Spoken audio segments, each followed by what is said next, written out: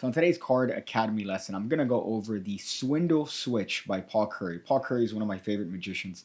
He's known to most magicians as the creator of Out of This World. However, he has so much more to offer the magic community, and this is one of his best works. Now, what the Swindle Switch allows you to do is to have a small packet of cards and have the spectator determine if you want the cards to be dealt to the table or switched with the next card. And that allows you to force a pre-existing order of the cards on the spectator. It's a very, very simple thing to do. I'm going to show you guys a trick using this principle as well as the principle itself. Now, what the actual Swindle Switch is you tell the spectator, I'm going to deal the cards on the table. However, before I deal them, I want you to determine the order that we're going to have them in. So I could either switch this with the card that's coming up, or I could deal it to the table. The choice is going to be up to you. If you want, we could even deal and switch with multiple cards. So it's going to be, again, all up to your decision making. So the spectator could choose to switch at this point. They could choose to deal the next card. They could use to switch 3 cards instead of just 2. And of course, this is all up to them with a free choice. They could deal, they could switch. Of course, the last one is going to be a deal because there's no choice there. And of course, at that point, all you've done is that you've just placed the cards in the reverse order that they started in. So you've simply just effectively dealt through the cards once.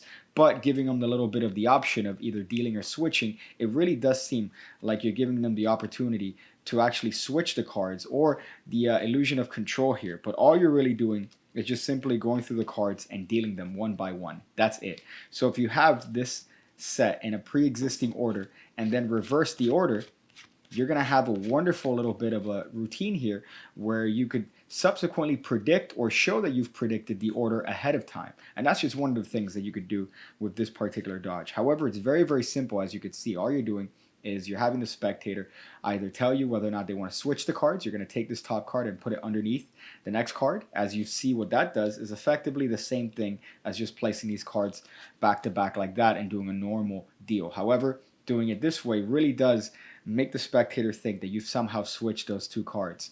It's a wonderful little bit of a ploy. And when you're doing it with multiple cards, let's say they want to switch 3 cards, all you're doing is just simply sliding off 3 and then placing that on a pile. It does the exact same thing. So for this trick, we're going to use a little bit of a dollar because we're going to be so sure that the spectator is going to be 100% accurate when it comes to the prediction that you've set aside beforehand, that we're willing to bet some hard money on it. And of course, we're going to use a deck of playing cards. Very simply, this deck is one that's mixed and shuffled, and we're actually not going to use the entire deck. We're going to use just some cards here. So we're just going to take a small bank of cards, and hopefully that's going to allow us to do a little bit of an experiment with the spectator.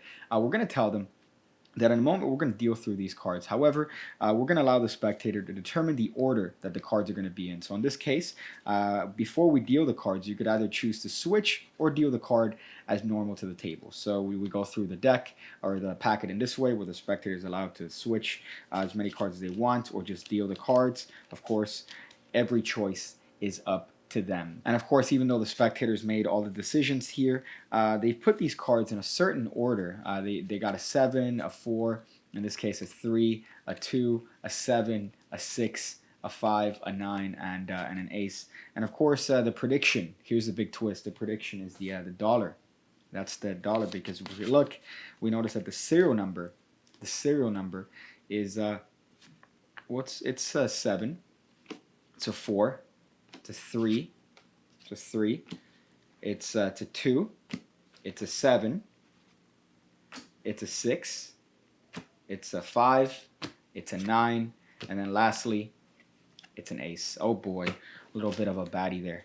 Little bit of a baddie. And of course, you know exactly how this is done. Very, very simply. All you're going to do is you're going to place these cards in the order of the serial number on a dollar bill.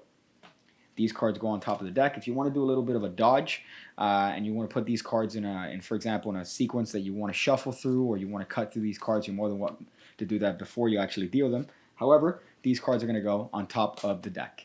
And now you could shuffle and do whatever it is that you want to this particular deck, as long as you keep the top 9 cards in tow here. And if you want, you could even do the dodge from the True Astonishment series, where you can have the spectator shuffle the cards. I'll leave that in the description below, so you guys could take a look at that. However, all you're going to do is just deal these cards out. You don't want to reverse the order, but you're going to use 9 cards. So in this case, that's 3, that's 6, and that's 9. So all you're going to do is you're going to go through the procedure with the spectator. They're going to be allowed to either switch or deal. Now, of course, you're going to run through the procedure once, which is actually going to put the cards in a reverse order.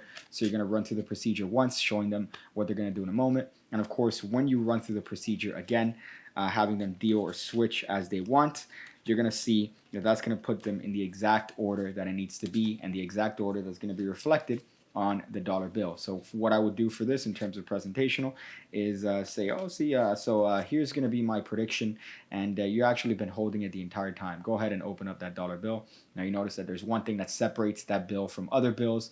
Of course, the serial number.